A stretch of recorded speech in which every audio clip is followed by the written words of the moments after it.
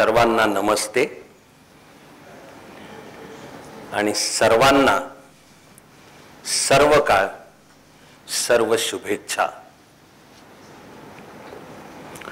सध्या सर्वांशी संवाद सुरू करतानाचे हे माझे पहिले 2 मंत्र आहेत आणि हे माझे एकट्याचे नाही आहेत, हे आपले भारताचे मंत्र आहेत की एकमेकांना भेटायचं कसं, तर ही अतिशय सुंदर खूण आणि तितकाच सुंदर शब्द नमस्ते।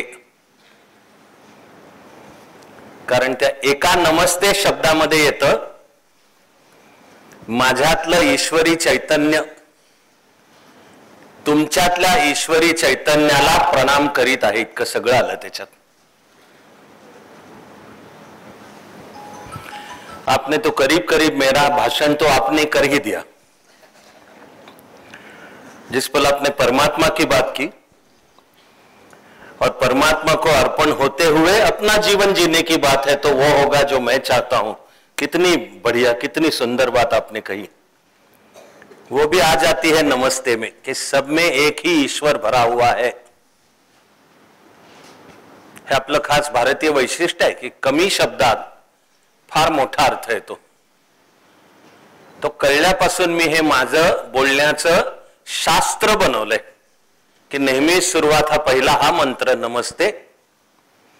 सर्वांमध्ये एकच एक चैतन्य भरलेलं आहे, या नात्याने आपण सगळे समान, तो असतो नमस्ते। आणि त्याच बरोबरीने सर्वांना सर्व काळ सर्व शुभेच्छा। हा सुद्धा मला कळलेल्या भारतीय संस्कृतीचा की ज्याच्यासाठी त्यांनी तुम्हाला आता देशभक्त बनण्याचं आवाहन केलं। करिअर विषयीचे सगळे मुद्दे त्या एका शब्दात आले हे सांगतोय। त्यांनी ज्या शब्दाचा वापर केला और कितने कम शब्दों में कितने सटीक तरह से उन्होंने पूरी बात कह दी कि बनना है तो डॉक्टर बनो, इंजीनियर बनो, वकील बनो, पत्रकार बनो, आईएएस अफसर बनो, लेकिन ध्यान में रखो कि उसके द्वारा देश की सेवा करना है। सेना में चले जाओ, इसलिए मैंने कहा कि मेरी बात तो आपने कह दी। इतक्या छान शब्दांमध्ये त्याला म्हणतात की मैफलीचा सूर छान लागला, त्यांनी लावून दिला। बहुत तहे दिल से मैं शुक्रगुजार हूं।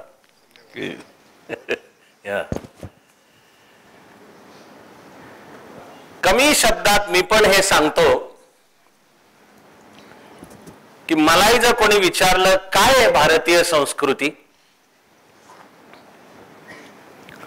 तर मी सांगेन सर्वेत्र सुखिनः सन्तु, सर्वे सन्तु निरामयाः, सर्वे भद्राणि पश्यन्तु मा कश्चित् दुःखमाप्नुयात्।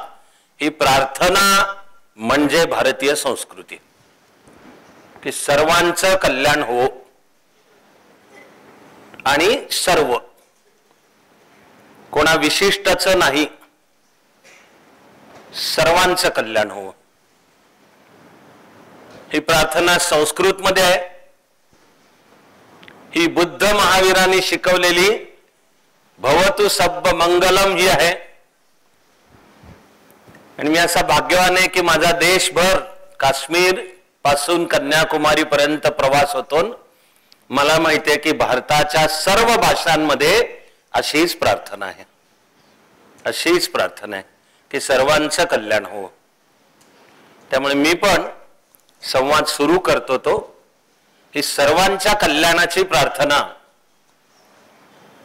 तिची लय बसवली आहे फक्त मराठीत की सर्वांना सर्व काळ सर्व शुभेच्छा।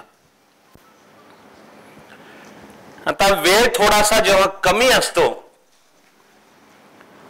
तेव्हा मोठा मुद्दा पटकन सांगण्याची एक नामी युक्ती म्हणजे जोक सांगणे किंवा किस्सा सांगणे एखादा। तसा मी तुमच्याशी थोड्या वेळामध्ये या करिअर विषयी बोलायचं आहे, तर जे म्हणायचं ते सगळं आता मी सांगतोय त्या एका म्हटलं तर जोक, म्हणलं तर गोष्ट, किस्सा, आणि आधी एवढं सांगतो की ही सत्य कथा आहे, नावं जरा नंतर सांगतो. 3 मुलांची गोष्ट आहे. गोष्टीतली ती 3 मुलं आहेत, पण या 3 मुली पण असू शकतात, 2 मुलं आणि 1 मुलगी, 2 मुली आणि 1 मुलगा, कोणाही 3 माणसांची गोष्ट आहे. कारण ही 3 माणसांची गोष्ट आहे. पण मी जी गोष्ट सांगतोय त्यातली 3 मुलं एकदम लहानपणापासून एकमेकाचे दोस्त. त्यातला पहिला पुस्तकी अभ्यासामध्ये अत्यंत हुशार आहे, जो काही शाळा पुढे कॉलेज, इतका हुशार की कायम टॉपरच त्यांनी पहिला नंबर कधी सोडला नाही. दुसरा मध्यम की तो एका बाजूला असं टॉपर बिपर होण्याची रिक्स पण घ्यायचा नाही, पण कधी नापास पण व्हायचा नाही. त्याची गाडी वर्षाच्या वर्षाला पुढच्या धक्क्याला लागायची. त्याला विचारलं तुला डिग्रीला टक्के किती, तर तो पण छाती काढून सांगायचा 2nd क्लास ऑनर्स.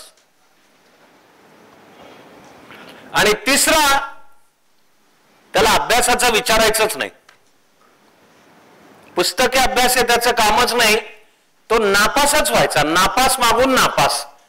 त्याला जर विचारलं तुझं यंदा कॉलेजचं कोणतं वर्ष, तर तो पण छाती काढून सांगायचा यंदा माझं FY. मग म्हणायचं मी पुढच्या वर्षी गेलो SYFY ला, मग TYFY ला, असं करत करत 1 वर्ष क्लिअर करणे म्हणजे त्याची भारताची पंचवार्षिक योजना असायची. मी हा किस्सा जेव्हा सांगतो ना, तेव्हा मी या 3ऱ्या मुलाविषयी बोललो की सभागृहातलं वातावरण एकदम छान तयार होतं की हा आता आपल्याविषयी चाललंय हे, आणि उत्सुकता असते की या 3ऱ्या मुलाचं काय झालं. पण अशा 3 दोस्त जी काही तेव्हाही आणि आजही समाजाची समजूत आहे की एखादा मुलगा मुलगी हुशार आहे का नाही कसं ठरवायचं, तर परीक्षेमधले मार्क, पुस्तकी अभ्यास आणि तुला परीक्षेतले मार्क ते भरपूर पाहिजेत. 10वीला शक्यतो 600 पैकी 600 मार्क पाहिजेत, 100%. इलाज नसला तर 99, 98, 97 वर कॉम्प्रोमाइज करू. काल CBSEचे निकाल लागलेत बघा. मला खात्री आहे की नांदेडमध्ये सुद्धा CBSEच्या शाळा असणार आहेत. आहेत. काल निकाल लागले, 270 जणांना 100% मार्क आहेत. 100% मार्क. त्यामुळे हुशार बुद्धिमान मुलगा मुलगी आणि त्याचं करिअर चांगलं होणार. कसं ठरणार? आधी मिळवायचे 10वीला खूप मार्क. का? कारण 11वीला सायन्सला ऍडमिशन मिळायला पाहिजे. 11वीला सायन्सला ऍडमिशन मिळण्यात काय एवढं? कारण 12वीला PCB फिजिक्स केमिस्ट्री बायोलॉजी किंवा PCM फिजिक्स केमिस्ट्री मॅथ्स घ्यायचंय. महाराष्ट्रामध्ये दोन्ही घेतलेलं चालतं. PCMB, त्याला द्विलक्षी बायफोकल असं नाव आहे. बरं, एवढं काय पडलं PCB आणि PCM? कारण कळत नकळत कुठेतरी समाजाने, पालकांनी, नातेवाईकांनी, त्यामुळे फायनली मुलामुलींनी सुद्धा करिअरची एक उतरंड रचली आहे, हायरार्की, शिडी, की तिच्या वरच्या कप्प्यात बसवलंय मेडिकल इंजिनिअरिंग. की मेडिकल इंजिनिअरिंग म्हणजेच काय ते चांगलं करिअर, आणि ते मेडिकल इंजिनिअरिंगला जाता यावं म्हणून 12वीला PCB किंवा PCM पाहिजे, आणि 12वीला ते घेता यावं म्हणून 10वीला खूप मोठे टक्के पाहिजेत, आणि मग 12वी तरी हल्ली नुसत्या 12वीच्या मार्कावर भागत नाही. 12वीला किमान 75% पाहिजेत, आणि मग मेडिकल किंवा इंजिनिअरिंग असेल तर अनुक्रमे नीट किंवा सीईटी द्यावी लागते. त्याच्या तुमच्या परफॉर्मन्सवर ठरतं की मेडिकल किंवा इंजिनिअरिंगला प्रवेश मिळणार का. आणि मग तो नाही मिळाला मग बाकीच्या पर्यायांचा शोध चालू होतो. मग मेडिकलचे पण अनेक प्रकार आहेत. शक्यतो आधी MBBS, नाही मिळाला तर कुठे आयुर्वेद वगैरे वगैरेचा शोध चालू होतो. Engineering same thing. तसा आपला हा जो पहिला मित्र आहे अभ्यासात कायम उत्तम, त्यामुळे तो त्याच्या राज्याच्या बोर्डाला टॉपरच आलाय. त्याला सायन्सला जायचं होतं, काय विषयात नाही मिळत, ऍडमिशन मिळाली. पुढे त्याला इंजिनिअरिंगला जायचं होतं, तिथं पण टॉपर आहे इंजिनिअरिंग. आणि ज्या काळातली गोष्ट आहे तेव्हा सगळ्यांची इच्छा असायची BE इलेक्ट्रिकल इंजिनिअरिंग. आता ब्रांचेस खूप पुढे सरकले आहेत, पण मी ज्या काळातली ही प्रत्यक्ष गोष्ट आहे तर तेव्हा हवा असायचा इलेक्ट्रिकल इंजिनिअरिंग. तशी याला मिळाली. आणि इंजिनिअरिंगची पण 4ही वर्ष पहिला येत हा BE ला विद्यापीठात अख्ख्या देशात पहिला आला. आणि मग आसपास बघू लागला की आता जॉब काय करू. कोणीतरी त्याला लक्षात आणून दिलं की पेपरला जाहिरात आली, भारत सरकार गव्हर्नमेंट ऑफ इंडियामध्ये क्लास 1 ची पोस्ट आहे, असिस्टंट एक्झिक्युटिव्ह इंजिनियर. आणि तिला जी क्वालिफिकेशन्स म्हणली होती ती तुझीच आहे तर अप्लाय कर. त्याने अप्लाय केलं. दिल्लीमध्ये त्याचा इंटरव्ह्यू झाला. काय विषयात सिलेक्ट नाही होत, झाला सिलेक्ट. आणि आपला हा अत्यंत हुशार कायम नंबर 1 वर असलेला मित्र, त्याचं करिअर चालू झालं भारत सरकारमध्ये असिस्टंट एक्झिक्युटिव्ह इंजिनियर या पदावर. सॉरी.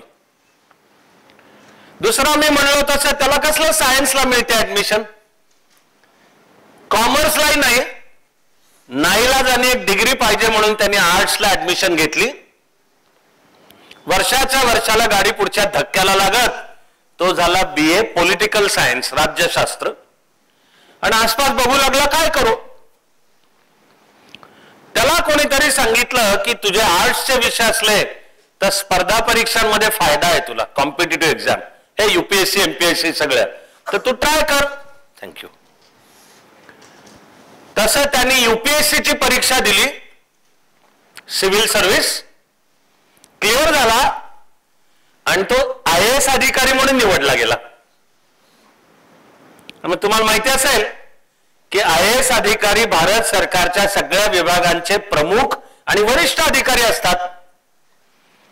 त्यामुळे हा IAS अधिकारी झालेला आपला मित्र,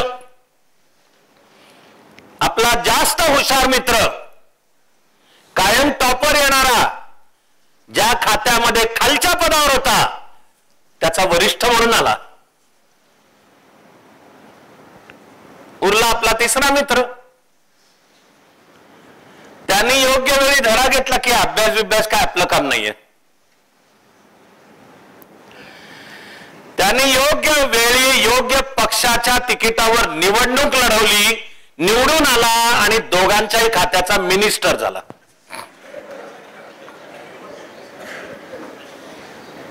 आणि आज तुम्हाला सांगायचं ते बहुतेक सगळं आता आलं याच्यात.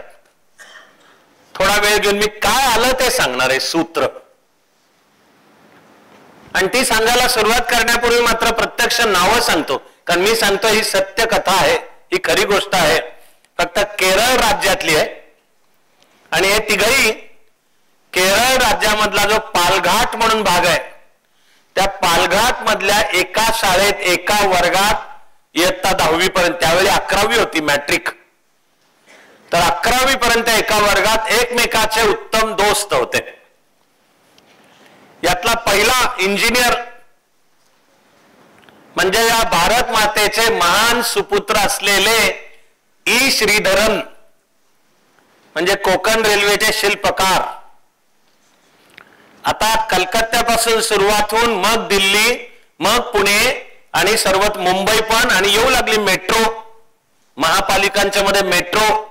तर श्रीधरन साहेब म्हणजे ज्यांनी भारताला कोकण रेल्वे आणि मेट्रोची देणगी दिली. स्वच्छ आणि कार्यक्षम माणूस. आज वयाची 80 पार केली आहे तरी देशाच्या सेवेमध्ये आहेत. ते देशाची सेवा, निरपेक्ष भावनेने देशाची सेवा. टॉपर येणारे पहिले म्हणजे श्रीधरन साहेब. पुस्तकी अभ्यासात मध्यम, आर्ट्सला जाऊन BA पॉलिटिकल सायन्स घेतलं, UPSC दिली आणि IAS ऑफिसर झाला. मी अशी आशा करतो की तुम्ही विसरले नसले पाहिजेत त्यांना. ते म्हणजे TN शेषन, की एक उत्तम कर्तव्य कठोर IAS अधिकारी कसा पाहिजे याचा मूर्तिमंत आदर्श म्हणजे शेषन साहेब. मी माझ्या परीने जे छोटस शैक्षणिक काम करतोय की ज्यातनं प्रशासनासहित जीवनाच्या सर्व क्षेत्रांमध्ये आपलं व्यक्तिमत्व विकसित करून जे भारत मातेची सेवा करतील अशी युवा शक्ती उभी करणे.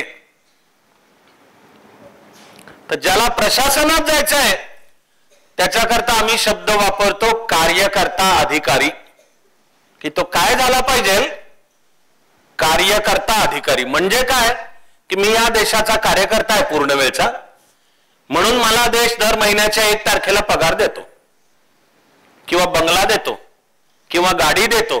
ती माझ्या वैयक्तिक अहंकार, इगो, भ्रष्टाचार, जातीपाती याकरता नाहीये. मला लोकांची सेवा नीट करता यावी म्हणून माझ्या आयुष्यात काही काळजीचं ठेवत नाही अशा भावनेनी आणि अशा कार्यक्षमतेने काम करणारा अधिकारी, त्याला म्हणायचं कार्यकर्ता अधिकारी. आणि मग त्या कार्यकर्ता अधिकाऱ्याची सुद्धा 2 सगळ्यात मुख्य वैशिष्ट्ये, की तो कसा पाहिजे, तो किंवा ती स्वच्छ आणि कार्यक्षम दोन्ही पाहिजेत. दोन्ही पाहिजे. स्वच्छ आहे, पैसे खात नाही, जातीपाती पाळत नाही. पुरुष असेल तर आपल्या खुर्चीचा वापर करून महिलांशी गैर वागत नाही, उलट सन्मानाने समतेने वागतो. स्वच्छ आहे, पण कार्यक्षम कामातलं कळलं पाहिजे, विकासाला गती देता आली पाहिजे. फाईली टेबलवर 24 तासापेक्षा जास्ती पडून राहता कामा नयेत. आणि त्या अधिकाऱ्यांनी फाईल क्लिअर केली तर हाताखालच्यांना कामामुळे धाक पाहिजे की या अधिकाऱ्यांनी या फाईलवर सही केली आहे, याचा अर्थ ती नीट विचार करूनच केली आहे, भाऊ कामाला लाग, पुढचं काम करायला. अशी स्वच्छ आणि कार्यक्षम